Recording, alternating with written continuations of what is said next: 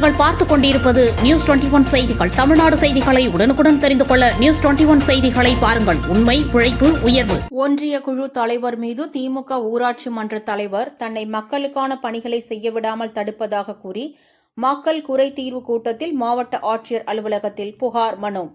ராணிப்பேட்டை மாவட்டம் காவேரிப்பாக்கம் ஒன்றியம் துரைப்பெரும்பாக்கம் ஊராட்சி மன்ற தலைவர் செல்லக்கிளி மூர்த்தி, திமுக ஒன்றிய குழு தலைவர் அனிதா குப்புசாமி என்பவர் எந்த ஒரு பணியும் செய்ய விடாமல் தடுப்பதாகவும், என்னை மீறி நீங்கள் எப்படி கட்டிடம் கட்டுவீர்கள், அப்படி மீறி கட்டினால் உங்களை ஊராட்சி மன்ற தலைவர் பதவியில் இருந்து நீக்கிவிடுவேன் என்று அடிக்கடி மிரட்டி பேசுவதாக கூறி இன்று ராணிப்பேட்டை மாவட்ட ஆட்சியர் அலுவலகத்தில் வாரந்தோறும் நடைபெறும் மக்கள் குறைதீர் கூட்டத்தில் பொதுமக்களுடன் வந்து இருந்து புகார் மனு அளித்தார்.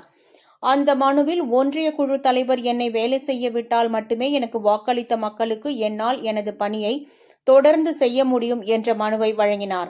எனவே மாவட்ட ஆட்சித்தலைவர் இந்த புகார் மனுவை ஏற்று ஒன்றிய குழு தலைவர் அனிதா குப்புசாமி மீது நடவடிக்கை எடுக்க வேண்டும் என்று ஊர் மக்களுடன் வந்து மனு வழங்கிச் சென்றார்.